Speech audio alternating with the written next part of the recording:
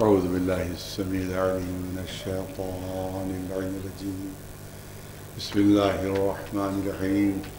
الحمد لله رب العالمين، والصلاة والسلام على سيد الأنبياء والمرسلين سيدنا ونبينا وشفيع المذنبين أبي القاسم محمد وأهل بيته الطيبين الطاهرين المعصومين. أما بعد، فقد قال الله سبحانه تبارك وتعالى في كتابه المبين وهو أصدق الصادقين: ومن يبتغي غير الإسلام دينا فلن يقبل منه وهو في الآخرة من الخاسرين. صلوات بھیجیں.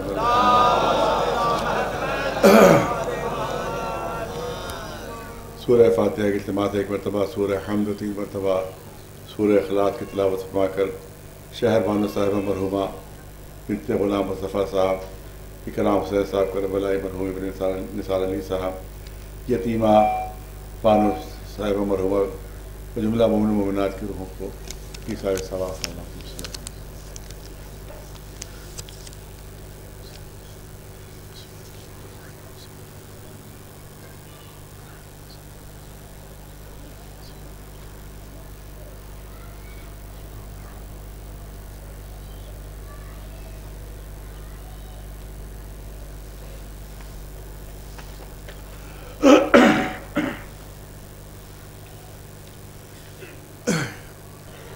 آئے کریمہ مشہور و معروف ہے، اور ابھی جو مجلس میں نے پڑھی وہاں اکبرپور میں اسی آئے کریمہ کے ذیل میں نے وہاں مجلس کو خطاب کیا. یہاں بھی میں نے اسی آئے کریمہ کو عنوان بیان قرار دیا ہے. اعلان ہو رہا ہے کہ وَمَن يَبْتَغِ غَيْرَ الْإِسْلَامِ دِينًا فَلَن يُقْبَلَ مِنْهُ وَهُوَ فِي الْآخِرَةِ مِنَ الْخَاسِرِينَ.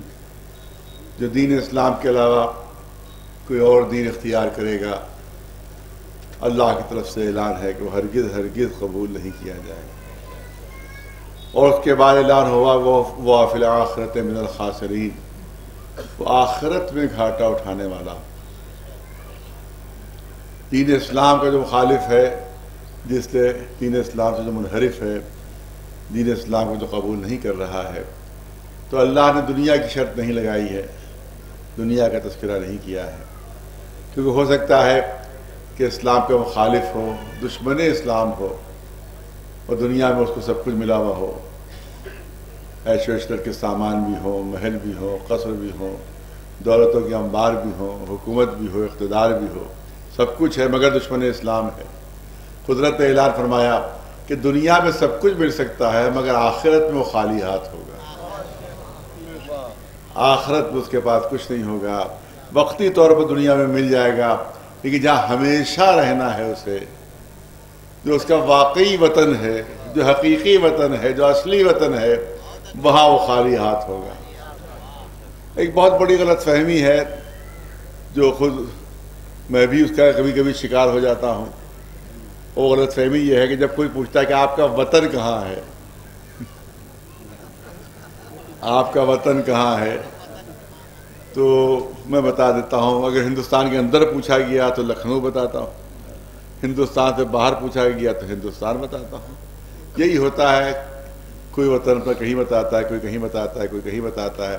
ہندوستان کے اندر پوچھا تو آپ کوئی دہلی بتائے گا، کوئی بمبئی، کوئی کلکتہ، کوئی لکھنؤ، کوئی شہر. ہندوستان سے باہر اگر پوچھا گیا، کسی باہر ملک میں پوچھا گیا تو اپنا ملک بتائے گا، فلاں پاکستان کا رہنے والا ہو، ہندوستان کا ہو، عراق کا ہو، کہاں. تو یہ وطن ہم لوگ بتاتے ہیں اپنے. یہی سب سے بڑی غلط فہمی ہے. یہی سب سے بڑی غلط فہمی ہماری یہ ہے کہ ہم لوگ مسافر خانے کو اپنا وطن بتایا جاتا ہے.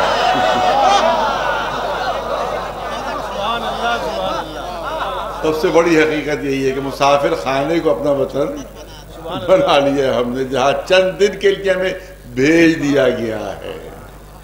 چند دن کے لیے اپنے کاہے کے لیے بھیجا گیا ہے؟ تاکہ جو وطن میں کام آنے والی چیزیں ہیں وہ یہاں سے لیتے جائیں. جو وطن میں کام آنے والی چیزیں وہ یہاں سے ہم جمع کرتے لے کر جائیں. وطن یہ نہیں ہے. جہاں کے لیے ہم لڑتے ہیں، مرتے ہیں، جھگڑتے ہیں، ایک دوسرے کا گلا گھونٹ دیتے ہیں، ایک دوسرے کے ساتھ ناانصافی کر دیتے ہیں، ایک دوسرے کے ساتھ ظلم کر دیتے ہیں، بےایمانیاں ہوتی ہیں، اوقاف بیچے جا رہے ہیں اور بےایمانیاں ہو رہی ہیں، سب کچھ یہاں مل جائے، یہاں مل جائے، لیکن سب کچھ یہاں دھرا رہ جائے گا، وہاں خالی ہاتھ پہنچے گا۔ ایک سلوات بھیج دیں مولانا محمد وطن یہ نہیں ہے، وطن وہ ہے کہ جہاں ہمیشہ رہنا ہے، ہمیشہ جہاں رہنا ہے۔ یا تو وقتی طور پر ہمیں بھیج دیا گیا ہے، میرا باہر بہت کم جانا ہوتا ہے، اتفاق سے کبھی کبھی جانا ہو جاتا ہے، ورنہ میری زندگی ہندوستانی میں خدمت کرتے ہوئے بسر ہو رہی ہے۔ تو بہت پہلے کی بات ہے، شاید 15 سال 20 سال پہلے کی بات ہے، دبئی میں میرا جانا ہوا، شارجہ میں۔ تو جب ایسے مقامات پر جائیے تو جو جہاں کا آدمی رہنے والا ہے وہاں کے لوگ ملنے آتے ہیں۔ تو ایک صاحب لکھنؤ کے ملنے آئے، میں نے پوچھا، جیسے بات چیت گفتگو کرنے میں سب پوچھا جاتا ہے، بات چیت ہوتی ہے، آپ کیا کام کرتے ہیں، کیا یہاں پر آپ کا مشغلہ ہے؟ تو انہوں نے کہا کہ بھائی میں پڑھا لکھا تو ہوں نہیں، یا میں مزدوری کرتا ہوں۔ اچھا ابھی دوران گفتگو میں کتنی مزدوری مل جاتی ہے؟ انہوں نے ایک رقم بتا دی کہ اتنی مزدوری ملتی ہے، کس طرح سے آپ صرف کرتے ہیں، کس طرح سے اس کو خرچ کرتے ہیں۔ تو اس کے جملے سنیے آپ، ایک جاہل مزدور کے جملے سن لیجیے آپ، جاہل مزدور کے جملے ہیں۔ میں نے پوچھا کہ آپ کی رقم جو آپ کو ملتی ہے، جو آپ کو مزدوری ملتی ہے، اس کو آپ کس طرح سے صرف کرتے ہیں، کیا کرتے ہیں؟ تو اس کے جملے تھے، اس نے کہا کہ صرف ضرورت بھر کا یہاں رکھتا ہوں۔ بہت توجہ رہے، بہت توجہ رہے، صرف ضرورت بھر کا یہاں رکھتا ہوں، جو ضرورت سے زیادہ ہوتا ہے سب وطن بھجوا دیتا ہوں۔ صرف ضرورت بھر کا یہاں رکھتا ہوں، جو ضرورت سے زیادہ ہوتا ہے وہ سب وطن بھجوا دیتا ہوں۔ میں نے کہا آپ یہ کیوں کرتے ہیں؟ کہا صاحب یہاں کی حکومت کا کوئی بھروسہ نہیں ہے، کبھی راہ چلتے پکڑ لیا جاؤ، یہ صاحب اب کوئی باہر کا آدمی کام نہیں کر سکتا، چلیے اپنے وطن، جائیے اپنے وطن۔ تو زبردستی کبھی بھی مجھے سڑک پہ پکڑ کر وطن بھیج دیا جائے تو اگر یہاں جمع کر دیا تو سارا یہیں دھرا رہ جائے گا۔ ارے توجہ رہے گا، اگر یہاں جمع کر لیا تو سارا یہیں دھرا رہ جائے گا۔ لہذا سمجھداری کا تقاضا یہ ہے قبل اس کے کہ زبردستی بھیج دیا جاؤں، وطن میں اپنا مال بھجوا دوں تاکہ سرمایہ محفوظ رہے، تاکہ وطن میں سرمایہ محفوظ مل جائے، خالی ہاتھ نہ پہنچوں، سب کا سب یہیں پر دھرا رہ جائے۔ تو بس ہمیں بھی یہی سمجھ لینا چاہیے کہ پتہ نہیں کب زندگی کا ویزا ختم ہو جائے، کب ملک الموت آ جائیں، زبردستی اٹھا لے جائیں، تو یہاں جمع کیا ہے تو سارا یہیں دھرا رہ جائے گا۔ سمجھداری کا تقاضا یہ ہے کہ وطن بھجوا دو۔ ایک سلوات بھیج دے محمد۔ سمجھداری یہی ہے کہ وطن بھجوا دیجئے تاکہ وطن میں سرمایہ محفوظ ملے۔ ایک شخص چھٹے امام جعفر صادق علیہ السلام کی خدمت میں آتا ہے اور کہتا ہے آقا مجھے موت سے بہت ڈر لگتا ہے، موت کے نام سے میں خوفزدہ رہتا ہوں، موت سے مجھے بہت ہی زیادہ خوف محسوس ہوتا ہے۔ اور امام کا جواب سنیے، امام نے ارشاد فرمایا ہے، لگتا بڑا، یہ نقل بالمعنی ہے، لفظ بلفظ نہیں، جو مولا کے ارشاد ہے اس کا جو مفہوم ہے وہ میں پیش کر رہا ہوں، کہ مولا نے فرمایا لگتا ہے بڑا مال جمع کر لیا ہے، لگتا ہے بڑی جائیداد جمع کر لی ہے، لگتا ہے بڑی دولت جمع کر لی ہے۔ اس نے کہا گھبرا کے کہ فرزند رسول موت کے خوف سے مال سے کیا تعلق، موت کے خوف سے جائیداد سے کیا تعلق، موت کے خوف سے دولت سے کیا تعلق؟ میں نے کہا مجھے موت سے بہت خوف محسوس ہو رہا ہے۔ آپ فرمایا لگتا ہے بڑی جائیداد جمع کر لی ہے، لگتا ہے بڑا مال جمع کر لیا ہے۔ کہ دیکھو جس انسان کے جہاں مال ہوتا ہے، جہاں دولت ہوتی ہے، وہیں سے اسے محبت پیدا ہو جاتی ہے۔ ارے توجہ رہے، وہیں سے محبت پیدا ہو جاتی ہے، اور جب تصور اس کو ہوتا ہے کہ یہ مال چھوٹ جائے گا، یہ جائیداد چھوٹ جائے گی، تو اس کو خوف محسوس ہوتا ہے۔ تو جو دنیا میں مال و دولت جمع کر لیتے ہیں انہی کو موت کا خوف زیادہ ہوتا ہے کہ سب کچھ یہیں چھوٹ جائے گا، جو ہم نے محنتوں سے جمع کیا ہے سب کچھ یہیں رہ جائے گا۔ اگر موت کے خوف سے بچنا چاہتا ہے مال وہاں بھجوا دے، مال وہاں بھجوا دے، موت کا خوف ختم ہو جائے گا۔ کچھ دن بعد وہ آتا ہے مولا کی خدمت میں، اور آ کر پوچھتا ہے آقا آپ تو غیب کے علم کے حامل ہیں، آپ کو تو غیب کا علم حاصل ہے۔ امام نے فرمایا ہاں اللہ نے ہمیں غیب کا علم عطا کیا ہے۔ تو جب مولانا نے فرمایا کہ مجھے غیب کا علم عطا کیا ہے تو کہا اب یہ بتائیے کہ میری موت کب آئے گی، یہ بتائیے میری موت کب آئے گی۔ مولانا نے مسکرا کر کہا ارے ابھی چند دن پہلے آیا تھا اور تو کہہ رہا تھا موت کے نام سے خوف محسوس ہوتا ہے، موت کے ذکر سے میں ڈر جاتا ہوں، آج خود کہہ رہا ہے کہ موت کب آئے گی۔ کہ مولا آپ ہی کے مشورے پر عمل کیا ہے، سارا مال وہاں بھجوا دیا ہے، اب جا کر دیکھوں تو کہ صلہ کیا ملتا ہے۔ ایک صلوات بھیجے بلند آواز صبر محمد وآلہ۔ تو اس کا مطلب یہ ہے کہ یہ وقتی گھر ہے، مسافر خانہ ہے، آخرت ہے حقیقی گھر اور حقیقی وطن۔ پھر ایک واقعہ یاد کر دوں، ایک صلوات بھیجے بلند آواز صبر محمد وآلہ۔ بہلول دانا، آپ حضرات نے سنا ہوا ہوگا، بہلول، جناب بہلول بہت بڑے عالم تھے، بہت بڑے اسکالر تھے، بہت بڑے فقیہ تھے، بہت بڑے فقیہ تھے، بہت بڑے عالم تھے، اور اتنے بڑے عالم تھے کہ ہارون رشید نے اپنی حکومت کی چیف جسٹس کے عہدے کے لیے ان کو منتخب کیا۔ چیف جسٹس ہارون رشید نے، آج کی ہندوستانی حکومت سے ہارون رشید کی حکومت 3 گنا زیادہ تھی۔ آج جو ہندوستان ہے اس سے 3 گنا بڑی اس کی حکومت تھی ہارون رشید کی۔ یہاں کسی کو چھوٹا سا عہدہ اگر مل جائے تو سر کے بھل جاتا ہے، سر کے بھل جائے گا، اتنا عہدہ مجھ کو مل رہا ہے گورنمنٹ سے، یہ عہدہ مل رہا ہے مجھ کو، سر کے بھل جائے گا۔ اور ان کو چیف جسٹس کا عہدہ مل رہا تھا، مگر بہلول کو منظور نہیں تھا۔ کیوں منظور نہیں تھا؟ کیونکہ ظالم کی مدد ہو جاتی، ظالم کو ساتھ ہو جاتا، لہذا منظور نہیں تھا۔ لیکن ظاہر کہ کوئی جمہوریت کا زمانہ تو تھی نہیں، کوئی ڈیموکریسی تو تھی نہیں کہ انکار کر دیا جائے۔ وہاں انکار کا مطلب تھا بادشاہ کی توہین، اور توہین کا مطلب تھا سر قلم، موت کی سزا۔ تو سمجھتے تھے کہ اگر میں انکار کر دوں گا تو ہارون رشید بگڑ جائے گا، خفا ہو جائے گا اور اس کو مار ڈالے گا، ختم کر دے گا۔ تو چھٹے امام جعفر صادق علیہ السلام کی خدمت میں خط لکھا، اور خط لکھ کر پوچھا کہ مجھے چیف جسٹس کا عہدہ اس نے دیا ہے، دینا چاہتا ہے، لیکن میں اس کو منظور نہیں کر رہا ہوں، اور اگر میں اس کو انکار کر دوں گا تو ظاہر ہے کہ مجھے قتل کر دے گا۔ مجھے قتل ہونا منظور ہے مگر اس کا ساتھ دینا منظور نہیں ہے، آپ جیسا حکم دیں گے اس پر عمل میں کروں گا۔ امام نے ایک چھوٹا سا جواب دے دیا، علیک بالجنون،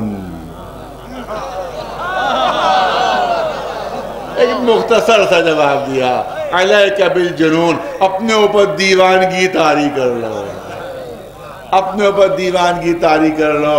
اب وہ دیوانوں جیسی حرکتیں کرنے لگے، بازاروں میں اچھک رہے ہیں، پھاند رہے ہیں، پھٹے کپڑے۔ اب جو ہارون رشید کو خبر ہوئی کہ جس کو ہم چیف جسٹس بنانے والے تھے تو دیوانے ہو گئے، تو کوئی دیوانے کو چیف جسٹس تو بنائے گا نہیں، لہٰذا اس طرح سے ان کی جان چھوٹ گئی۔ اب اسی کے لیے وہ واقعہ ہے کہ ایک مرتبہ ہارون رشید کے دربار میں پہنچ گئے، اتفاق سے وہ دربار بھی سجا نہیں تھا، درباری آئے نہیں تھے، تو ایک درباری کرسی پہ جا کر بیٹھ گئے۔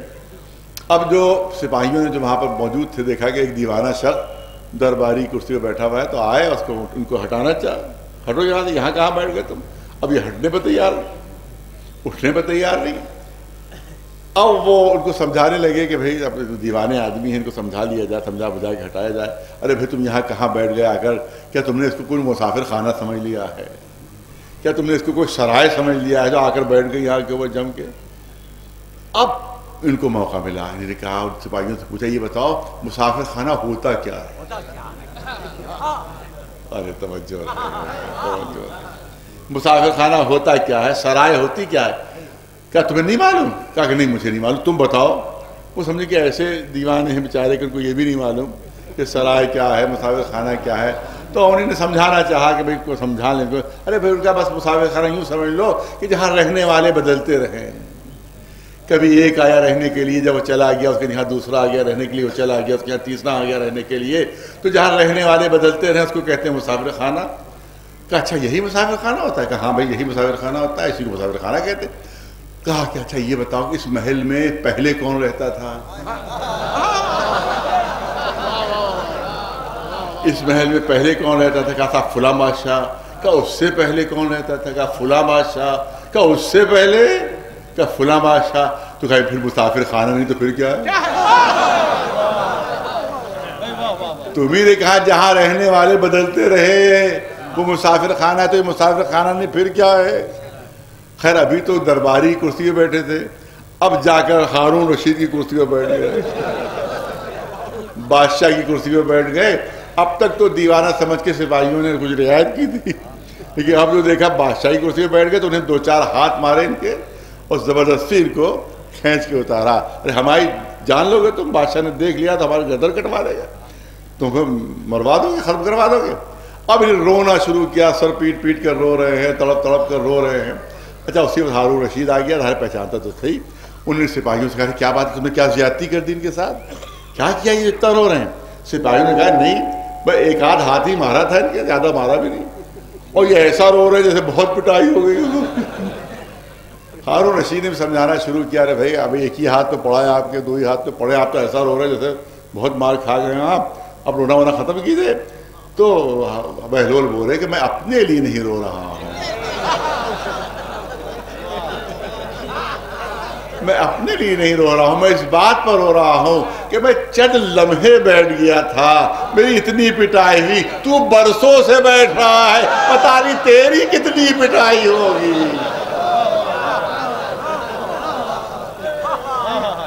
ایک سلوات بھیجے بنا آواز تو محمد وآل محمد. تو حقیقت یہ ہے کہ دنیا مسافر خانہ ہے، حقیقی گھر جو ہے ہمارا وہ آخرت ہے جہاں میں ہمیشہ رہنا ہے.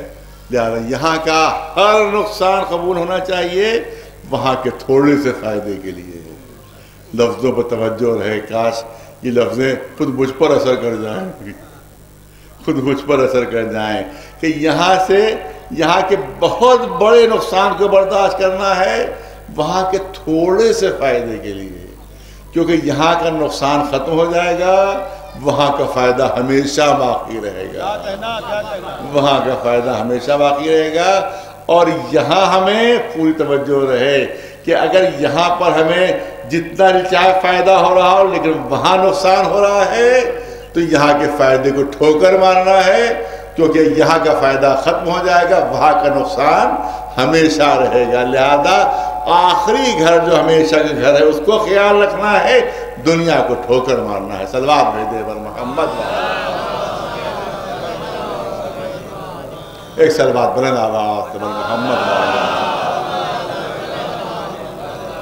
جس زمانے میں ہم لوگ علی گڑھ میں پڑھتے تھے، اسٹوڈنٹ تھے، تو ظاہر ہے کہ وہ پیسے ویسے زیادہ ہوتے نہیں تھے، تو 3rd کلاس اس زمانے میں 3rd کلاس تھا، اسی کو اب 2nd کر دیا گیا ہے.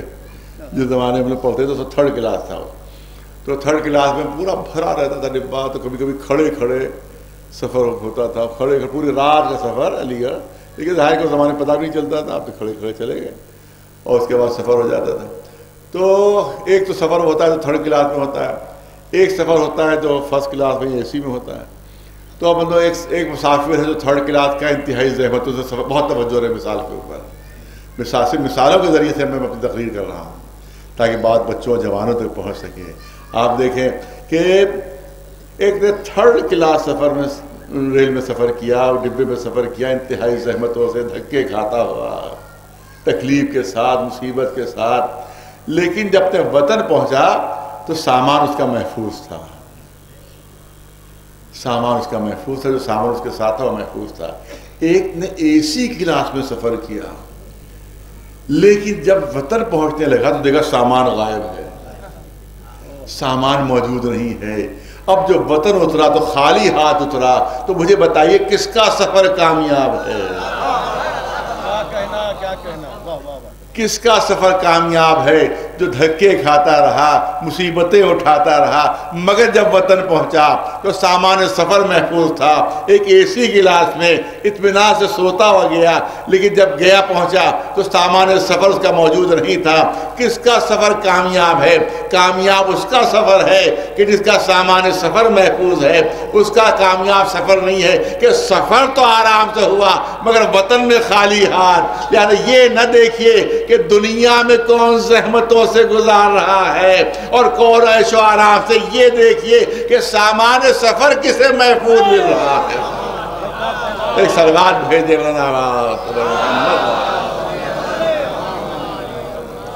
ایک سلوات بلند آواز سے محمد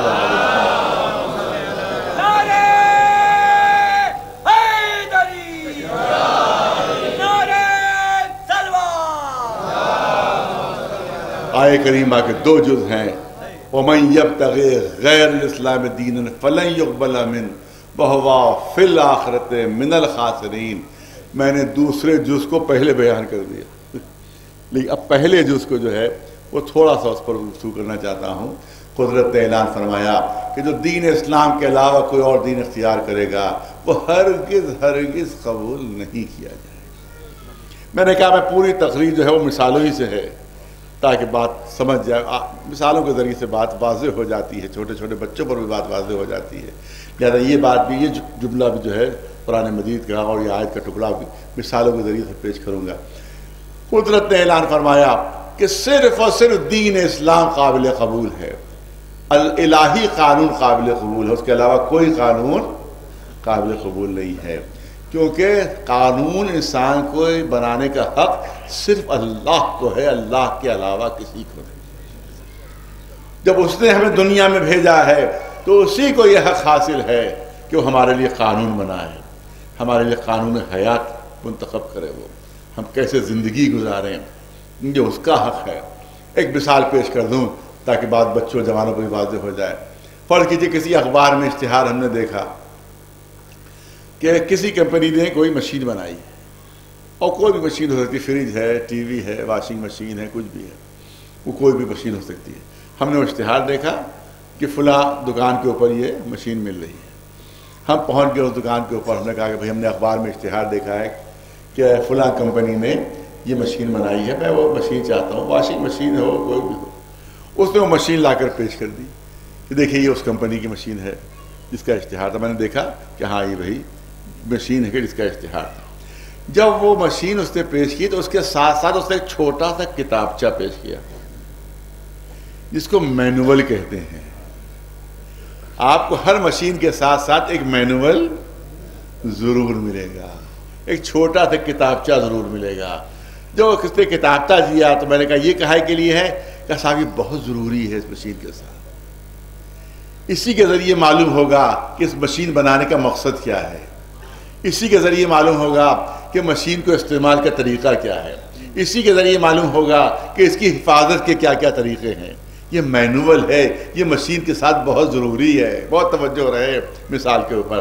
اب جو میں نے مینول اٹھا کر دیکھا تو اتفاق سے میری نظر پڑ گئی کہ مشین کے اوپر کسی اور کمپنی کا نام تھا، اس کتابچے کے اوپر کسی اور کمپنی کا نام۔ میں نے جلدی سے وہ کتابچہ واپس کیا اس دکاندار کو کہ آپ نے غلطی سے یہ کتابچہ مجھے دے دیا ہے، کیونکہ جس کارخانے کی مشین ہے کتاب بھی اسی کارخانے کی ہونا چاہیے۔ یہ کتاب اس مشین کے لیے کام نہیں آئے گی۔ اب جب اس نے دوسرا کتابچہ دیا، مینول دیا، تب میں نے دیکھا اسی کمپنی کا نام۔ ہم نے کہا ہاں بھائی صاحب یہ یہی کام آئے گی، یہ اسی کمپنی کی ہے۔ تو اس کا مطلب یہ ہے کہ جس کارخانے کی مشین ہوتی ہے کتاب بھی اسی کارخانے کی ہوتی ہے۔ بہت توجہ چاہوں گا آپ حضرات کی۔ تو اور جتنی مشین پیچیدہ ہوتی چلی جاتی ہے اتنا ہی وہ مینول ضخیم ہوتا جاتا ہے، اتنا ہی وہ کتابچہ ضخیم ہوتا چلا جاتا ہے۔ مثال میں بڑی توجہ رہے، اتنا وہ کتابچہ ضخیم ہوتا جاتا ہے۔ اور اگر بہت زیادہ پیچیدہ مشین ہے تو کارخانے والے کتاب کو کافی نہیں سمجھتے۔ ارے توجہ رہے جو کرنا چاہتا ہوں، اگر بہت پیچیدہ مشین ہے تو کارخانے والے پھر کتاب کو کافی نہیں سمجھتے، بلکہ کچھ ماہرین فن بھی معین ہوتے ہیں۔ اور توجہ چاہ رہا ہوں، کچھ ماہرین فن بھی معین ہوتے ہیں جو اس مشین کے ساتھ جاتے ہیں، جا کر مشین کو نصب کرتے ہیں، اس کے استعمال کا طریقہ بتاتے ہیں، اس کی حفاظت کا طریقہ بتاتے ہیں۔ اس کا مطلب یہ ہے کہ اگر مشین بہت زیادہ پیچیدہ ہوتی ہے تو کتاب کافی نہیں ہوتی،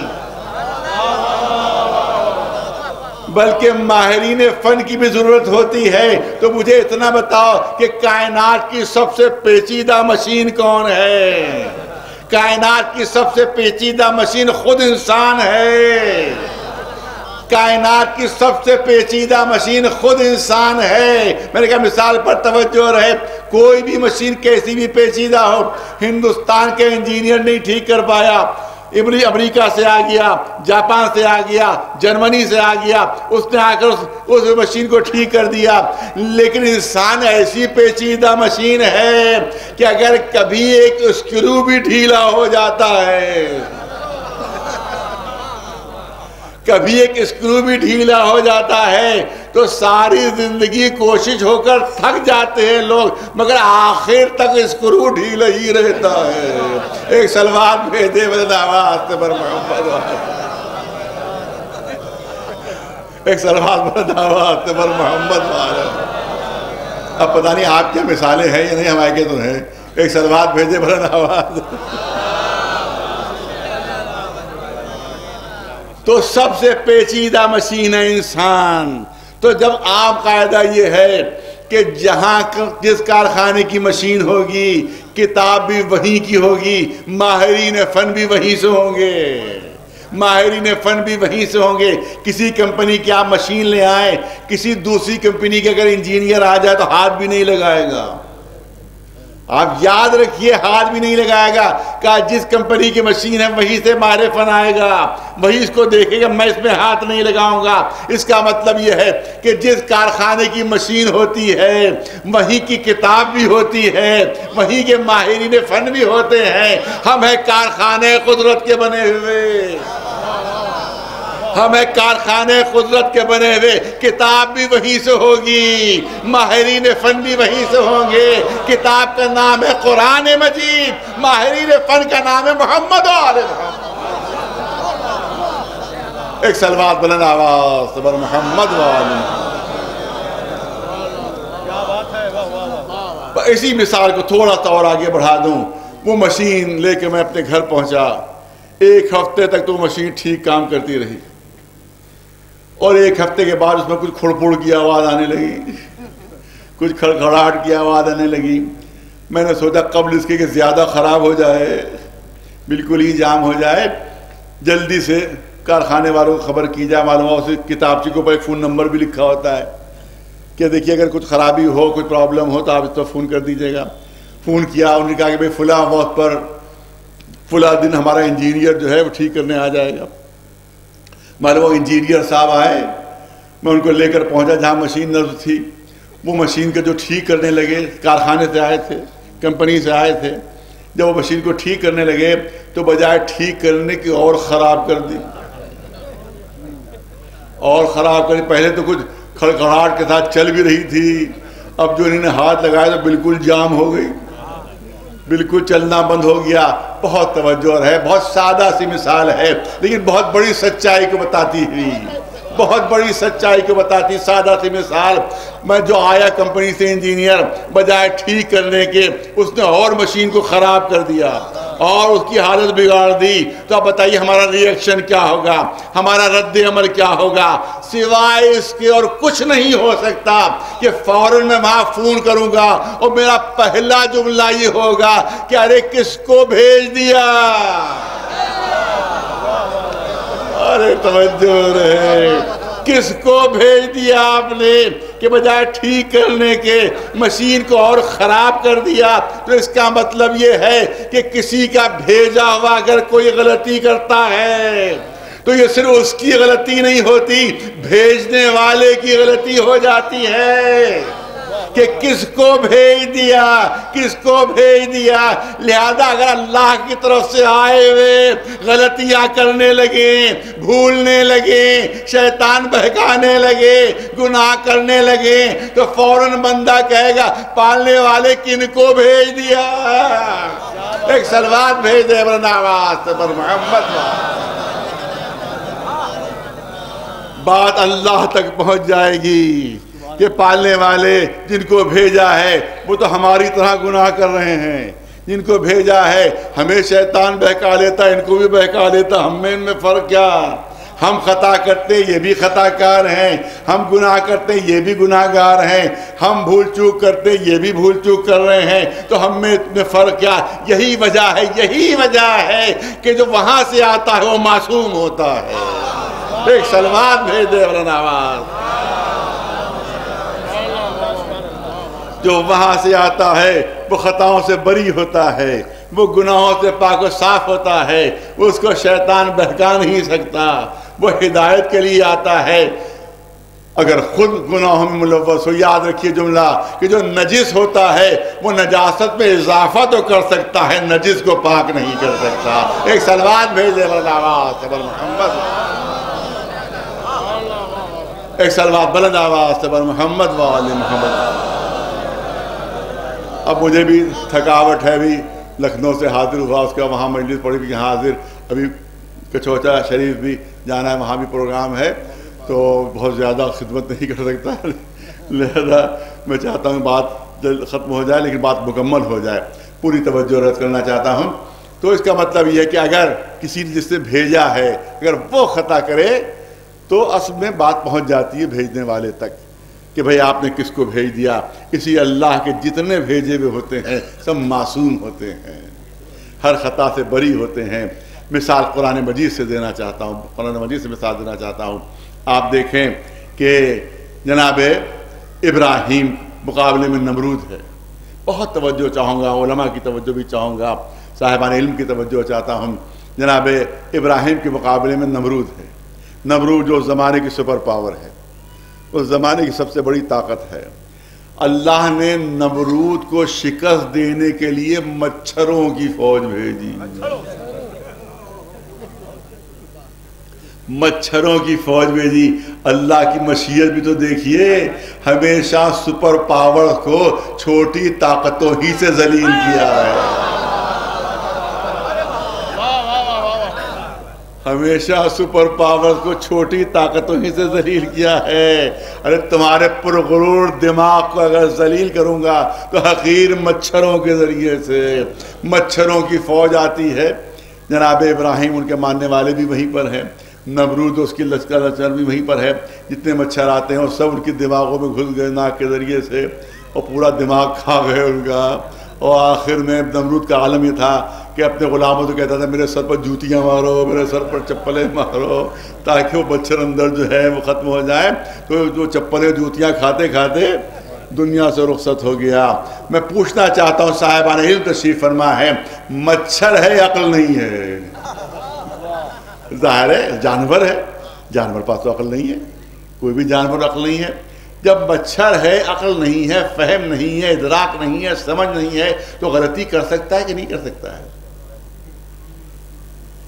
بہت توجہ، غلطی کر سکتا ہے کہ نہیں کر سکتا ہے؟ ہر ایک کہے گا بھی جانور ہے، غلطی ہو سکتی ہے۔ تو اگر غلطی سے جناب ابراہیم کے کسی ماننے والے کو اذیت پہنچا دیتا، کسی ماننے والے کو تکلیف پہنچا دیتا ہو، کسی ماننے والے کو اذیت ہو جاتی، کیونکہ ظاہر ہے کہ جانور ہے، بے عقل ہے، مگر جانور ہے لیکن غلطی نہیں کی۔ ارے توجہ ہے، توجہ ہے، جانور ہے مگر غلطی نہیں کی۔ دوسری مثال قرآن مجید موجود ہے، وہ بھی سپر پاور کی، ابرہا سپر پاور اس وقت کی، ہاتھیوں کا لشکر لیے ہے، وہ چلا آ رہا ہے، وہ کس مقصد سے کہ کعبے کو ڈھا دے، کعبے کو ختم کر دے۔ اب یہاں پر بھی اللہ نے کوئی زبردست طاقت نہیں بھیجی مقابلے کے لیے، بلکہ چھوٹی چھوٹی ابابیلیں جن کے پنجوں میں چھوٹی چھوٹی کنکریاں، چھوٹی چھوٹی کنکریاں، چھوٹی چھوٹی ابابیلیں، چھوٹی چھوٹی کنکریاں، پالنے والے ہاتھی ہیں، ابرہا ہے، سپر پاور ہے، اگر اس سے مقابلہ کرنا ہے تو ہاتھیوں سے بڑا کوئی جانور پیدا کر دے، ہاتھیوں سے بڑا کوئی جانور خلق کر دے۔ آپ دیکھیں آج کی سائنسدانوں نے تحقیق کی، آج سے لاکھوں سال پہلے ڈائنوسار تھے جو ہاتھیوں سے 10 گنا زیادہ بڑے تھے، ان کے ڈھانچے اب بھی ملتے ہیں، کبھی کبھی جنگلوں میں پہاڑوں میں اس کے ڈھانچے ملتے ہیں۔ معلوم ہے لاکھوں سال پہلے جانور تھا جو ختم ہو گیا، تو پالنے والے انہی ڈائنوسار کو دوبارہ پیدا کر دیتا اور وہ آتے اور اپنے پیروں سے ہاتھیوں کو اور پورے لشکر کو کچل دیتے، ختم کر دیتے۔ تو اللہ نے نہ تو ہاتھیوں سے بڑا جانور پیدا کیا، دوسری صورت یہ تھی کہ خود ابابیلوں کے پنجوں میں اتنی طاقت دے دیتا پالنے والے کہ وہ بڑی بڑی چٹانیں اٹھا لیتی، بڑے بڑے پتھر اٹھا لیتی اور ان چٹانوں کو ابرہہ کے لشکر پر ڈال دیتی، وہ سب کچل کر ختم ہو جاتے۔ پوری توجہ رہے، نہ اللہ نے ہاتھیوں سے بڑا جانور پیدا کیا، نہ ابابیلوں کے پنجوں میں اتنی زیادہ غیر فطری طاقت دے دی کہ بڑی بڑی وہ جو پتھروں کو اٹھا لیں، چٹانوں کو اٹھا لیں، بلکہ جتنی ان کی فطری قوت تھی، ارے توجہ، جتنی ان کی فطری قوت تھی بس اتنی چھوٹی چھوٹی کنکریوں کو انہی نے اٹھایا۔ اللہ نے ان کنکریوں میں اتنا فورس پیدا کر دیا، اتنی طاقت پیدا کر دی کہ اب قرآن کہہ رہا ہے کہ پورا لشکر چبایا ہوا بھوسا بن گیا۔ اس کا مطلب یہ ہے کہ یہ واقعہ اس لیے بیان کر دیا قرآن نے کہ کبھی دشمن کے سامنے اپنے کو کمزور نہ سمجھنا، جتنی اللہ نے طاقت دی ہے اس کے سارے دشمن سے ٹکراؤ، فتح دینا اللہ کا کام ہے، کامیابی دینا اللہ کا کام ہے۔ بس بہترین مثال قرآن مجید میں ہمیں مل گئی۔ لوگ کہتے ہیں کہ کہاں امریکہ اور کہاں ایران، کہاں امریکہ اور کہاں ایران، تو میں کہتا ہوں کم از کم قرآن پر ایمان رکھنے والوں کو تو یہ بات نہیں کہنا چاہیے کہ کہاں امریکہ کہاں ایران۔ میں فوراً جواب میں کہوں گا کہ کہاں ہاتھی اور کہاں ابابیل، کہاں ہاتھی اور کہاں ابابیل۔ جب ننھی ننھی ابابیلیں چھوٹی چھوٹی کنکریوں سے اپنے وقت کی سپر پاور کو ختم کر سکتی ہیں تو آج کا چھوٹا سا ملک ایران بھی امریکہ کے غرور کو چکنا چور کر سکتا ہے۔ ایک صلوات بھیج دے محمد، ایک صلوات بلند آواز سے بر محمد وآل محمد۔ بس یہی مثال آپ کے سامنے۔ اب یہاں پر بھی وہی بات کہ یہ اتنی فورس تھا کنکریوں میں کہ روایت کہتی ہے کہ ہاتھی کی پیٹھ پر پڑتی تھی، ہاتھی کی پیٹھ کو توڑتی ہوئی زمین میں نصب ہو جاتی تھی، اتنا فورس تھا ان کنکریوں میں۔ ابابیل بھی جانور ہے، ابابیل میں بھی عقل نہیں ہے، ابابیل میں بھی سمجھ نہیں ہے، ابابیل میں بھی ادراک نہیں ہے۔ اگر غلطی سے ایک کنکری کہیں کعبے پر پڑ جاتی، ارے جانور ہے غلطی کر سکتا یا نہیں؟ جانور ہے غلطی کر سکتا ہے یا نہیں؟ ظاہر ہے کہ غلطی کر سکتا ہے۔ تو اگر غلطی سے ایک کنکری کہیں کعبے پر پڑ جاتی تو پورا مقصد ہی آنے کا ختم ہو جاتا۔ معلوم کعبے کو بچانے آئے تھے، کعبے کی عمارت ہی کو نقصان پہنچ جاتا، مگر جانور تھے لیکن غلطی نہیں کی۔ اس کا مطلب یہ ہے کہ اگر اللہ کسی بے عقل جانور کو بھی بھیج دیتا ہے تو وہ غلطی نہیں کرتا، تو کوئی نبی کیسے غلطی کرے گا، کوئی امام کیسے غلطی کرے گا، کوئی رسول کیسے غلطی کرے گا۔ ایک صلوات بھیج دے برد آواز سے بر محمد، ایک صلوات بلند آواز سے بر محمد وآل محمد۔ صاحبان فہم تشریف فرما ہے، اسی لیے معصوم ہونا ضروری ہے۔ بہت سے ہمارے یہاں مسالک ایسے ہیں کہ جو عصمت کے قائل نہیں ہیں، اور اس کے لیے کچھ نظریے بھی ہیں، وہ سب تفصیل عرض کروں گا تو بہت وقت ہو جائے گا، لہذا اختصار سے 2-3 جملوں میں کہ کچھ لوگ کہتے ہیں کہ معصوم ہونے کی ضرورت ہی نہیں ہے، جیسے ہم ویسے وہ، یہ بھی نظریہ ہے، یہ بھی عقیدہ ہے، جیسے ہم ویسے وہ۔ کوئی فرق نہیں ہم میں ان میں. کچھ لوگ اس بات کے قائل ہیں جو انہوں نے رعایت کی ہے کہ نبی یا رسول یا ان کا جانشین خلیفہ امام جو بھی ہو وہ بڑے گناہ نہیں کرتا ہے، چھوٹے موٹے گناہ کر سکتا ہے. چھوٹے موٹے گناہ پر کوئی اس پہ نبوت پر نہ اثر پڑتا ہے، نہ اس کی امامت پر اثر پڑتا ہے، نہ اس کی خلافت پر کوئی اثر پڑتا ہے. چھوٹے موٹے گناہ کر سکتا ہے. بعض لوگوں نے ذرا سا اور اس کو ریفائنڈ کیا، اس کو اور بہتر بنایا، اور انہوں نے کہا کہ عہدہ ملنے سے پہلے جو دل چاہے کرتا ہو کرے، بعد میں نہ کرے. خلیفہ بننے سے پہلے جو دل چاہے کرتا ہو کرے، لیکن جب بن جائے تب نہ کرے. ہے یہ کسی بھی الزام نہیں، واقعہ نہیں ہے، اور میرے پاس ثبوت موجود ہے، ثبوت اور دلیل موجود ہے. میں جس زمانے علی گڑھ میں پڑھتا تھا تو اس زمانے میں شاہ فہد سعودی عرب کے بادشاہ بنائے گئے تھے. شاہ فہد تو امریکہ کا ایک رسالہ ہے، رسالہ ٹائم میگزین، بہت عالمی شہرت کا وہ رسالہ ہے.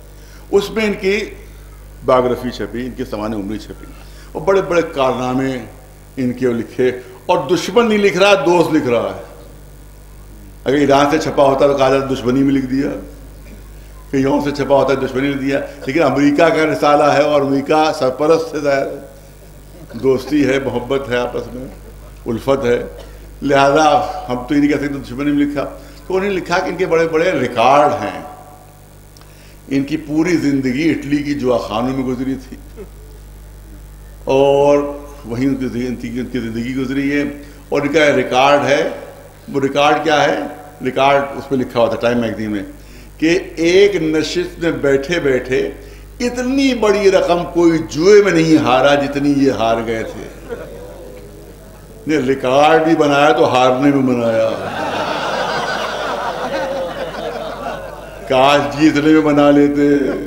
اتنی بڑی رقم کوئی جیتا نہیں، ریکارڈ بھی بنا تو ہارنے میں بنا.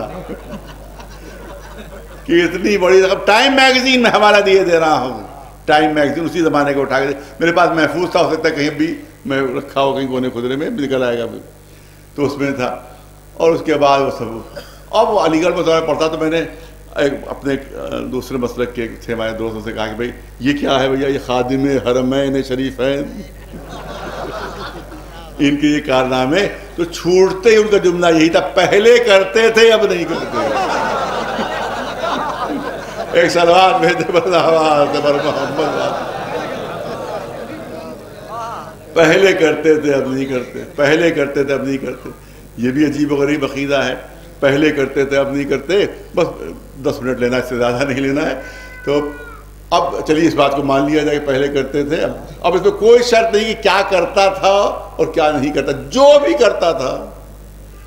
جب عہدہ خلافت فرض کی جب مل گیا تو وہ کام نہ کرے. وہ فرض کی پہلے چوری کرتے تھے اور مسلمانوں نے زبردستی ان کو خلیفہ بنا دیا، مسند خلافت بٹھا دیا. اب ظاہر ہے کہ ان کا فریضہ ہو گیا چوروں کو روکے. اب جیسے کسی چور کا ہاتھ پکڑا نے، بھیا چوری کیوں کرو، بہت بری بات ہے، تو اس نے پلٹ کر کہا جناب والا ابھی کل ہی تو ہم ہی آپ تو تھے جو فلاں دیوار پھاندے تھے، اس طرح سے تالا توڑا تھا، اس طرح سے مال نکالا تھا. ارے ہم ہی آپ تو تھے. یہ آج کیا ہو گیا کہ آج میں خلیفہ بن گیا، مسلمانوں نے مجھے اپنا رہبر بنا لیا، مسلمانوں نے اپنا رہنما بنا لیا ہے، یا اب میں نے یہ کام چھوڑ دیا ہے. معلوم ہے کوئی صاحب شراب، کیونکہ اس میں کوئی شرط نہیں کیا کرتا تھا کیا نہ کرتا تھا، جو کرتا تھا وہ نہ کرے. مثلا کوئی صاحب شراب پیتے تھے، شرابی تھے، اس کے بعد ان کو مسلمانوں نے اپنا رہنما بنا لیا، تخت پہ بٹھا دیا ان کو. اب انہوں نے شراب خانے میں جا کے لوگوں کا ہاتھ پکڑا، بھی شراب پینا بہت بری چیز ہے. ان کا صاحب سرکار ابھی یہی میز تھی، یہی کرسیاں تھیں، ہم تھے اور آپ تھے. اب ایک دم سے ایک دن میں کیا کایا پلٹ ہو گئی کہ اب مسلمانوں نے مجھے انتخاب کر لیا ہے، لہذا میں نے اب یہ کام چھوڑ دیا ہے، لہذا اب تم بھی یہ کام چھوڑ دو. اور کوئی شرابی ہے، جواری کے پاس پہنچ گئے کہ جوا کھیلنا بہت بری بات ہے. اس نے بھی کہا پلٹ کر صاحب کہ ابھی تو کل پرسوں میں آپ ہمارے ساتھ یہیں پر تو بیٹھے تھے سی میز پر، یہی تاش کے پتے آپ کے ہاتھ میں بھی تھے، ہمارے ہاتھ میں بھی تھے، آج کیا ہو گیا؟ کہ آج مسلمانوں نے ہمیں خلیفہ بنا دیا ہے، لہذا ہم نے یہ کام چھوڑ دیا ہے۔ بہت توجہ ہے، بہت سنجیدہ پہلو پیش کر رہا ہوں، سنجیدہ پہلو جو پیش کر رہا ہوں۔ یاد رکھیے کہ پہلے جو بھی کرتا ہو، لیکن عہدہ خلافت یا امامت یا رسالت ملنے کے بعد وہ کام اگر وہ چھوڑ دے تو کسی کا بھی ہاتھ پکڑے گا یہ کام تم کیوں کر رہے ہو، وہ کہے گا کہ بھئی آپ بھی تو کرتے تھے، یہ کہیں گے نہیں اب مجھے خلافت مل گئی ہے، اب میں نے کام چھوڑ دیا ہے۔ کسی شرابی کا ہاتھ پکڑا، وہ کہے گا آپ بھی تو یہ کرتے تھے، یہ کہیں گے کہ مجھے خلافت مل گئی ہے، میں نے چھوڑ دیا ہے، میں مسلمانوں کو خلیفہ بن گیا ہوں، مجھے چھوڑ دیا ہے۔ چور کو پکڑا، جواری کو پکڑا، شرابی کو پکڑا، سب سے یہی کہا کہ کیونکہ مسلمانوں نے مجھے عہدہ دے دیا ہے لہذا مجھے یہ کام میں نے چھوڑ دیا ہے۔ تو یاد رکھیے کہ ہر جواری، ہر شرابی، ہر چور کا یہی جواب ہوگا کہ جب تم کو مل گیا، توجہ رہے، جب تم کو مل گیا تم نے چھوڑ دیا، جب ہم بن جائیں گے تو ہم بھی چھوڑ دیں گے۔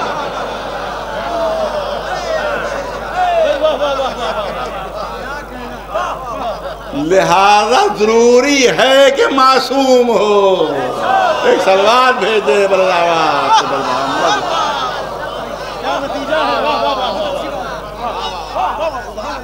ایک سلوات بلند آواز سے محمد و آل محمد۔ نعرہ حیدری، نعرہ سلوات، اللہم صلی علی محمد۔ ضروری ہے کہ معصوم ہو، دامن عصمت پر کوئی داغ نہ ہو، کوئی دھبا نہ ہو۔ وہی امام بن سکتا ہے، وہی نائب بن سکتا ہے رسول اللہ کا، وہی جانشین بن سکتا ہے رسول اللہ کا کہ جس کے دامن پر کوئی داغ نہ ہو۔ لہذا ہمارا عقیدہ یہ ہے کہ سب کے سب معصوم اور پیدائشی معصوم ہے، پیدائشی پاک و پاکیزہ۔ بس میں نے کہا زیادہ وقت نہیں لینا، 10 منٹ 8 منٹ کے اندر اپنی بات مکمل کرنا ہے۔ اس کی دلیل دینا چاہتا ہوں، پیدائشی پاک و پاکیزہ، پیدائشی معصوم ہے۔ مجھے اتنا بتا دیجئے کہ اگر کوئی قرآن مجید لکھنا چاہے، کوئی قرآن مجید تحریر کرنا چاہے، پہلے زمانے میں تو ظاہر ہے کہ سب خطی کے قرآن ہوتے تھے، کوئی چھاپے خانے تو تھے نہیں، پرنٹی پریس نہیں تھے، سب لکھے جاتے تھے۔ تو قرآن مجید لکھنے کے لیے ایک آیت کے لیے بھی کیا شرط ہے، بلکہ قرآن کی نیت سے اگر ایک لفظ بھی لکھے تو کیا شرط ہے؟ شرط یہ کہ کاغذ بھی پاک ہو، کاغذ پاک ہو، روشنائی پاک ہو، قلم پاک ہو، لکھنے والا پاک ہو، تب قرآن کا ایک لفظ لکھ سکتا ہے کاغذ کے اوپر۔ کیونکہ کاغذ بھی پاک ہونا چاہیے، قلم بھی پاک ہونا چاہیے، روشنائی بھی پاک ہونا چاہیے، لکھنے والا بھی پاک ہونا چاہیے۔ یہ کاغذ کیونکہ قرآن کی آیت کا ظرف بن رہا ہے لہذا اسے بھی پاک ہونا چاہیے۔ تو مجھے اتنا بتا دیجئے کہ رسول پیدائشی سے عالم قرآن ہیں، عالم قرآن ہے، ان کا دل جو ہے وہ قرآن کا ظرف ہے۔ تو جب قرآن کا ظرف ہے تو اس کا مطلب ہے رسول اس کو کہتے ہیں جو پیدائشی پاک و پاکیزہ ہو، جو پیدائشی پاک و پاکیزہ ہو۔ اگر کسی کی بات سمجھ میں نہیں آ رہی ہو تو دوسری دلیل پیش کرنا چاہتا ہوں۔ بچپنے سے سن رہے ہیں مہر نبوت، مہر نبوت سنا کہ نہیں سنا؟ مہر نبوت علماء سے نہیں سوال ہے میرا، بچوں جوانوں سے سوال ہے کہ یہ بتائیں کہ مہر کبھی خالی و سادی نہیں ہوتی، مہر کبھی سادی نہیں ہوتی ہے۔ پہلے زمانے میں جب ایٹریس مارک شیٹ ایٹریس کروائی جاتی تھی، اب تو فوٹو کاپی ہو جاتی ہے، ایٹریس کروائی جاتی تھی، تو اس کے بعد معلومات پرنسپل صاحب پاس گئے، انہوں نے اپنی دستخط کی، آپ نے ابھی مہر بھی لگا دیجئے۔ اب جو انہوں نے مہر لگائی تو روشنائی کا ایک دھبا بن گیا، ایک دھبا خالی۔ تو وہ اسٹوڈنٹ کہے گا بھئی یہ مہر جو ہے یہ کام نہیں آئے گی، اس پر تو کچھ لکھا ہی نہیں ہے، تو روشنائی کا دھبا ہے، کم از کم جو مہر پر ہے وہ تو اس پر آنا چاہیے کاغذ پر۔ جب اس نے مہر دوبارہ لگائی اس پر اب ابھر کر آیا کاغذ کے اوپر کہ فلاں کالج کے پرنسپل، کہا کہ ہاں اب یہ مہر کام آئے گی۔ ہم لوگ استخارہ لوگ دکھواتے ہیں تو بعضوں میں اصرار ہوتا ہے صاحب مہر ضرور لگائیے ورنہ لڑکی والے نہیں مانیں گے، مہر ضرور لگائیے ورنہ لڑکے والے نہیں مانیں گے۔ تو لہذا میں نے اگر مہر لگا دی اور صرف ایک روشنائی کا ایک دھبا بن گیا گول سا تو فوراً کہیں گے صاحب یہ مہر لوگ نہیں مانیں گے، اس پر تو کچھ لکھا ہی نہیں ہے۔ لہذا جب میں نے مہر لگائی اس پر لکھا ہوا امام جمعہ لکھنؤ، تب کہا کہ ہاں یہ مہر چلے گی۔ اس کا مطلب یہ ہے کہ مہر سادی نہیں ہوتی ہے، کچھ نہ کچھ نقش ہوتا ہے۔ تو یہ بتاؤ بچپنے سے سنتے چلے آ رہے مہر نبوت مہر نبوت، ارے شانے پر مہر نبوت تھی، لکھا کیا تھا؟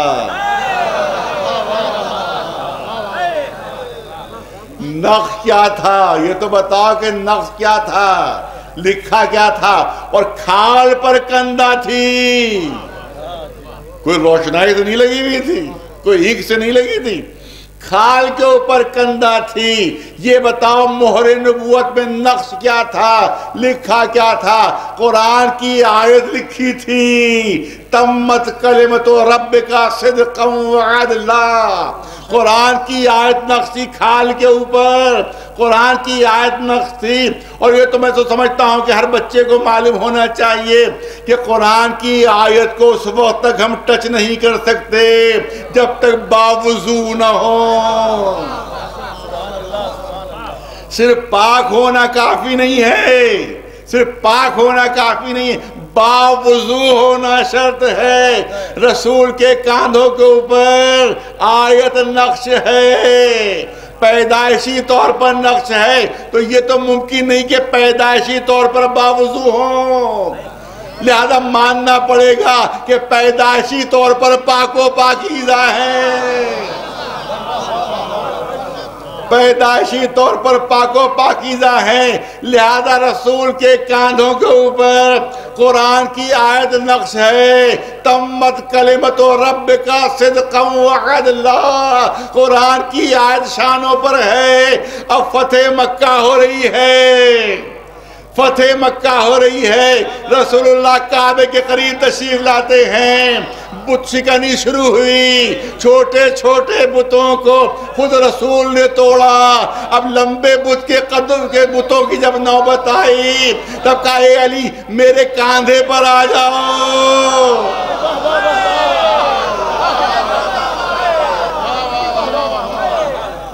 اے علی میرے کاندھے پر آ جاؤ، اے علی میرے شانوں پر آ جاؤ۔ اے اللہ کے رسول آپ یہ کیا کر رہے ہیں؟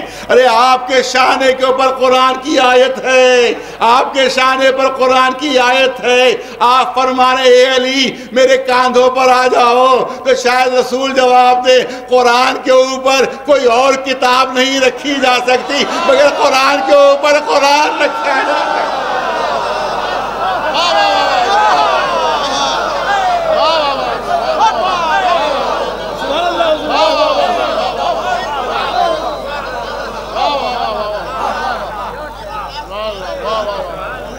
ایک سلوات بلند آواز سے بلند محمد وآل محمد۔ اور یاد رکھے، بس زیادہ اب 2-3 منٹ اور لینا ہے، یاد رکھے ہر امام کے کاندھوں پر یہی نقش تھا، تمت کلمت ربک صدقا وعدلا، اور پیدائشی طور پر نقش تھا۔ اس کا مطلب ہے کہ ہمارا ہر امام بھی پیدائشی پاک و پاکیزہ، ہر امام بھی پیدائشی پاک و پاکیزہ۔ لیکن جب ہمارا 12واں امام تشریف لایا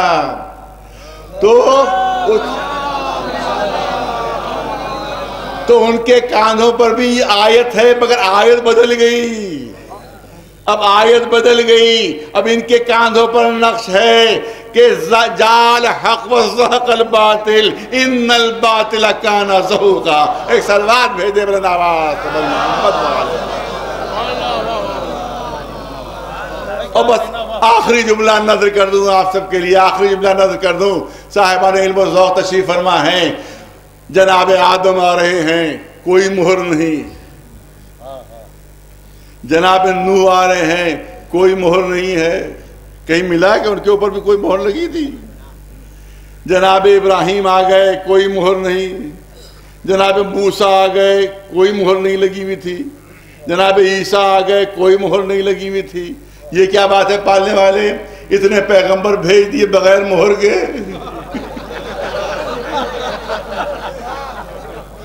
ان پر کوئی مہر ہی نہیں۔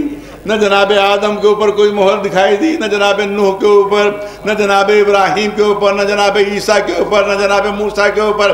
پیغمبر پر پیغمبر، نبی پر نبی آ رہے ہیں، کسی کے اوپر کوئی مہر نہیں، لیکن رسول کے اوپر مہر لگی ہوئی، اماموں پر مہر لگی ہوئی۔ تو شاید ندائے قدرت آئے دیکھو کہ جب نقلی مال بازار میں زیادہ آنے لگتا ہے تو کارخانے والے اعلان کرتے ہیں کہ دیکھیے اب مہر لگا مال لیجئے گا، لہذا ہم نے مہر لگا کر بھیجا ہے تاکہ کوئی نقلی سامنے آنا ہی نہ پائے۔ ایک صلوات بھیج دے محمد، ایک صلوات بلند آواز سے محمد، ایک صلوات بلند آواز سے محمد وآل محمد۔ تو معلوم ہے کہ قدرت نے ان کو بھیجا نمونِ عمل بنا کر، اور یہی وہ ہیں کہ جو تا قیامت ہمارے لیے ہدایت کا سامان ہے۔ اور قدرت نے انداز رکھا کہ کوئی زمانہ ایسا نہیں کہ جو امامت سے خالی ہو اور کوئی ہادی اور رہبر اور رہنما نہ ہو جو ہماری رہنمائی کر رہا ہو۔ آج بھی رہبر ہے اور رہنما ہے جو امام زمانہ ہے ہمارا، جو ہمارے زمانے کا امام ہے۔ یہ نہ سمجھیے کہ ہمارا امام جو ہے وہ ہمیں ہم اسے نہیں دیکھ رہے ہیں، وہ ہمیں دیکھ رہے ہیں، وہ ہمیں دیکھ رہے ہیں۔ زیادہ فضول نہیں دینا ہے۔ چھٹے امام احمد جعفر صادق علیہ السلام حضرت رسول یہ بتائیے کہ جب آپ کے آخری جو نمائندے ہیں پردہ غیب میں ہوں گے تو مدد کیسے ہوگی، لوگوں کی مدد کیسے کریں گے، لوگوں کی ہدایت کیسے کریں گے جب ہوئیں گے نہیں سامنے؟ تو امام نے فرمایا غلط نہیں، اس غلط فہمی میں نہ رہنا کہ کسی گوشے میں ہوں گے، کسی کونے میں ہوں گے۔ نہیں، آپ نے فرمایا دیکھو دو طرح کی غیبتیں ہیں۔ ایک غیبت وہ ہے کہ جو اصحاب کہف کو ملی، اور ایک غیبت وہ ہے جو یوسف کو ملی۔ لوگوں نے پوچھا کہ حضرت رسول دونوں غیبتوں میں کیا فرق ہے؟ کیا اصحاب کہف کی غیبت یہ ہے کہ غار کے اندر ہیں، نہ وہ ہمیں دیکھ رہے ہیں نہ ہم ان کو دیکھ رہے ہیں، ہم نہیں جانتے کہ وہ کہاں پر ہیں، کس طرح سے ہیں، کس حالت میں ہیں، نہ ان کو ہماری خبر ہے نہ ہمیں ان کی خبر ہے۔ تو یہ غیبت وہ ہے جو اصحاب کہف کی غیبت ہے۔ کہا دوسری غیبت کون سی؟ کہا جو یوسف کو ملی تھی غیبت۔ کہا یوسف کو غیبت کیسے ملی تھی؟ کہا یہ غیبت یہ تھی کہ تمام بھائی سامنے تھے، تمام بھائی سامنے تھے، یوسف بھی سامنے تھے، یوسف بھی سامنے تھے، سارے بھائی بھی سامنے تھے۔ یوسف اپنے بھائیوں کو پہچان رہے تھے، بھائی یوسف کو نہیں پہچان رہے تھے۔ بس یہی غیبت ہمارے آخری نمائندے کو ملے گی کہ وہ تمہارے درمیان ہوں گے، وہ تمہاری ہر حرکت دیکھ رہے ہوں گے، تم انہیں پہچان نہیں پاؤ گے۔ ایک صلوات بھیجے بلند آواز سے یہی ہم کیا دعا مانگیں گے جو ہمارا امام دعا مانگتا ہے، اور ہم کیا روئیں گے جو ہمارا امام روتا ہے۔ ہم تو وقتی عزادار ہیں، وقتی عزادار ہیں، لیکن ہمارا امام ہمہ وقت عزادار ہے۔ روایتوں میں یہ ہے کہ جہاں امام تشریف فرما رہتے ہیں وہاں وہ خون آلود کرتا آویزہ رہتا ہے۔ جو امام حسین کے جسم پر آخر وقت تھا کہ اس میں ہزاروں تیروں اور تلواروں کے نشانات، وہ خون آلود کرتا سامنے رہتا ہے، اور ہم آنسو بہاتے ہیں اور ہمارے امام خون کے آنسو، اور ہم کیا ظہور کی دعا مانگیں گے جو ہمارا آقا مانگتا ہے کہ پالنے والے جلد سے جلد اجازت دے تاکہ ان ظالموں سے انتقام لیا جائے کہ جنہی نے اہل بیت پر ظلم کیا ہے۔ بس میں چاہتا ہوں کہ آج کے دن کی مناسبت سے دو چار جملے ہو جائیں۔ آپ کو معلوم 75 دن کی روایت کی وجہ سے 75 دن کی جو روایت ہے اس کے لحاظ سے آج شہادت کا دن ہے شہزادی فاطمہ زہرا کی۔ مجھے مصائب کا رخ مل گیا ہے، مجھے مصائب کا رخ مل گیا ہے۔ امام انتقام لیں گے، مگر یہ بتائیے سب سے پہلے کس کا انتقام ہوگا؟ کربلا والوں کا پہلے انتقام نہیں لیں گے، پہلے اس کا انتقام لیں گے، اس شہید کا کہ جب دروازہ توڑا جا رہا ہے،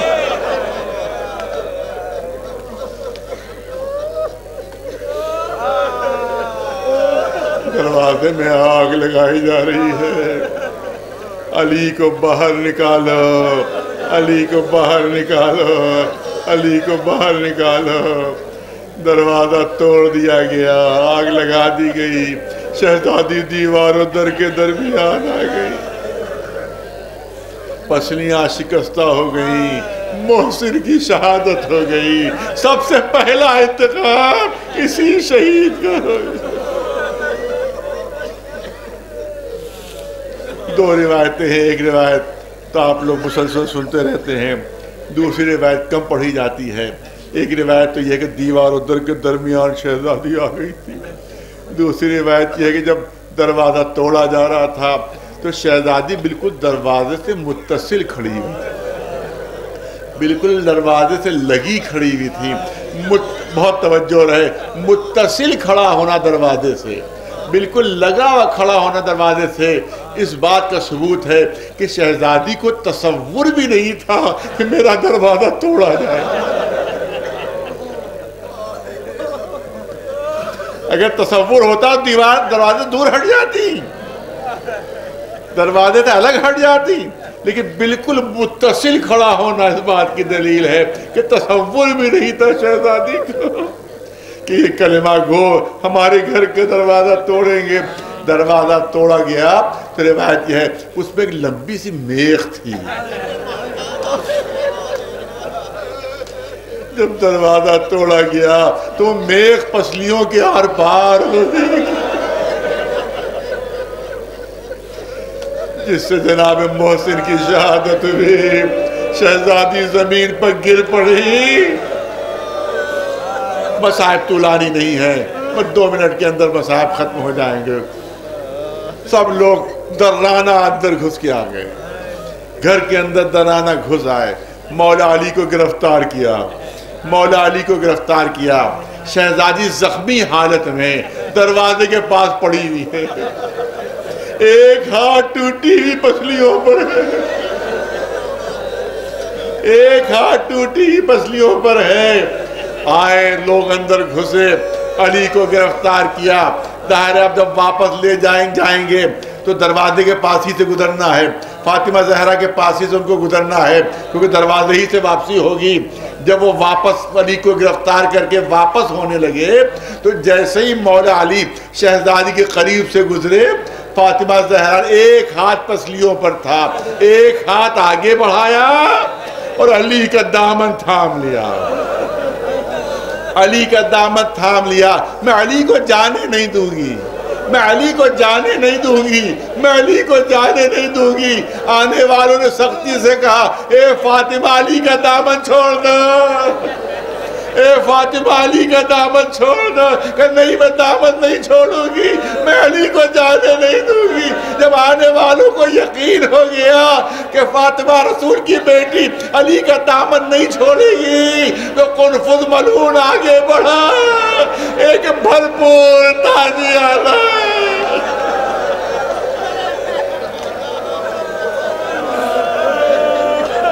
شہزادی کے اس ہاتھ پر جس سے علی کا دامن تھامے ہوئی تھی، شہزادی کا ہاتھ کوہنی سے شکستہ ہوا،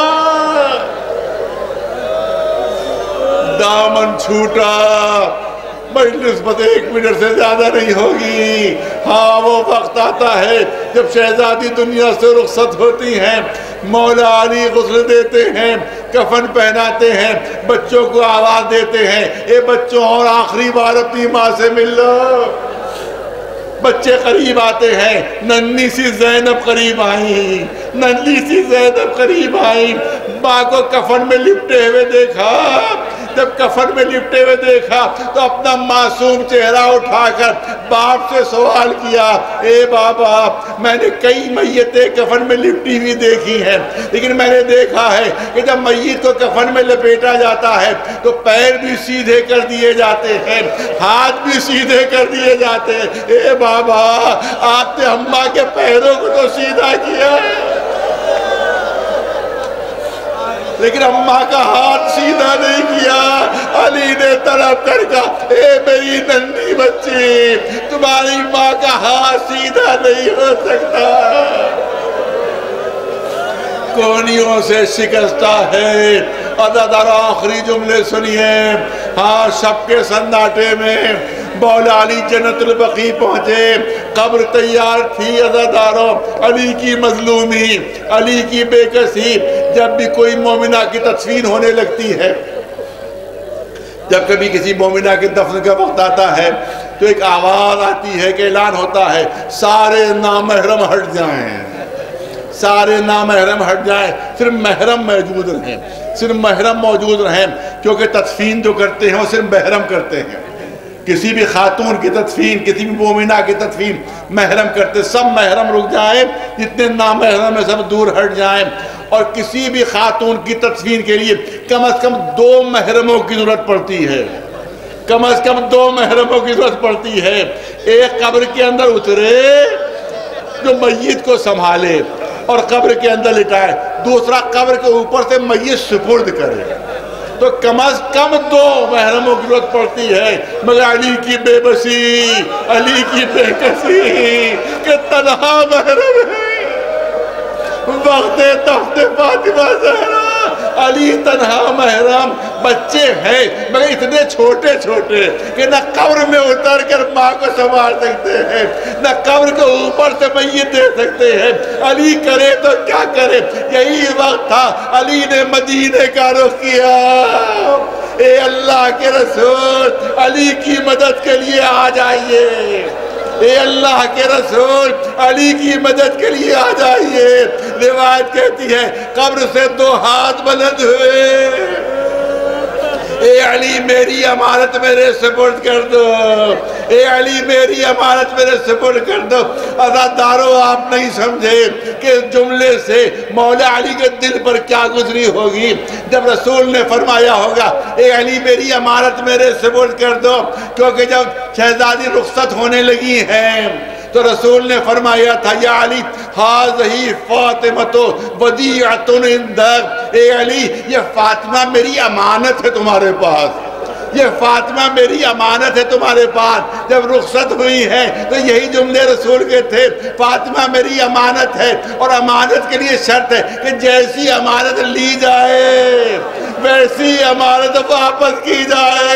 جب رسول نے کہا ہوگا میری امانت واپس کرو، جب آپ علی کے دل سے پوچھئے اے اللہ کے رسول جب امانت لی تھی تو پسلیاں بھی سالم تھی، ہاتھ بھی سالم تھا، اب جب علی امانت واپس کر رہا ہے تو پسلیاں شکستہ ہو چکی ہیں، ہاتھ شکستہ ہو چکا ہے۔ سَيَعْلَمُ الَّذِينَ ظَلَمُوا أَيَّ مُنْقَلَبٍ يَنْقَلِبُونَ أَلَا لَعْنَةُ اللَّهِ عَلَى الْقَوْمِ الظَّالِمِينَ۔ گزارش ایک مرتبہ سورہ حمد اور 3 مرتبہ سورہ توحید کی تلاوت فرما کر، سورہ اخلاص کی تلاوت فرما کر مرحومین کی روح کو صلی ثواب فرما دیں۔ شہر بانو بنت غلام مصطفیٰ تا مرحوم اکرام حسین کربلائی ابن انصاری صاحب یتیمہ بانو مرحومہ جملہ مومنین اور مومنات کی روحوں کو صلی ثواب فرما دیں۔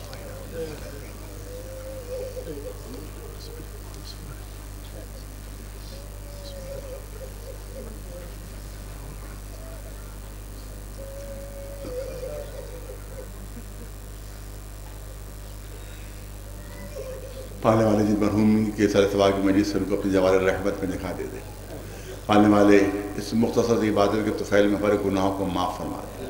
تو جب واسطہ چاہتا معصوم علیہ السلام پہ ہمیں جو مریض ہونے شفا عنایت فرما دے، جو مقروض ہیں ان کا قرض ادا ہو جائے، جو بے اولاد ہیں ان کو اولاد کی نعمت سے نواز دے، جو حج اور زیارت کے متمنین کی تمنا پوری فرما دے۔ پالنے والے جو بے روزگار ان کو روزگار عطا فرما دے، جو باروزگار ہیں ان کو روزگار کی ترقی عنایت فرما دے۔ جہاں جہاں بھی دوستداران محمد و آل محمد علیہ السلام ان کی جان و مال و عزت و آبرو محفوظ و معمور ہے۔ پالنے والی دنیا سے دہشت گردوں کو نیست و نابود فرما دے۔ جو حکومتیں دہشت گردوں کی سرپرستی کر رہی ہیں پالنے والے ان کو بھی تباہ و برباد فرما دے۔ پرچم اسلام سربلند رہے، پرچم کفر و نفاق سرنگو رہے۔ پالنے والے ہمارے آخری امام کے ظہور میں تعجیل فرما اور ہم کو ان کے غلاموں و جانثاروں میں شمار فرما۔ ربنا تقبل منا ولا لعنۃ اللہ علی القوم الظالمین۔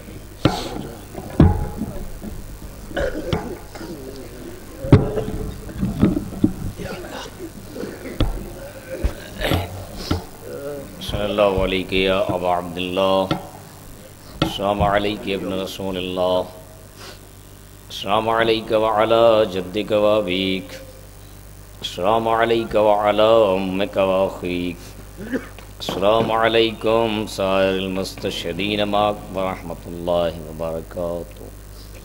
السلام علیک یا مولایا یا غریب الغرباء، السلام علیک یا معین الضعفاء والفقراء، السلام علیک یا سلطان العرب والعجم، یا علی ابن موسیٰ الرضا، روحی و جسمی لک الفدا ورحمۃ اللہ وبرکاتہ۔ السلام علیک یا مولانا صاحب العصر والزمان، السلام علیک یا خلیفۃ الرحمن، السلام علیک یا مظہر الایمان، السلام علیک یا شریک القرآن، السلام علیک یا امام الانس والجان، السلام علیک یا امام زماننا ھذا عجل اللہ تعالی فرجک، سہل اللہ تعالی مخرجک وظہورک، وجعلنا من اعوانہ وانصارک ورحمۃ اللہ وبرکاتہ۔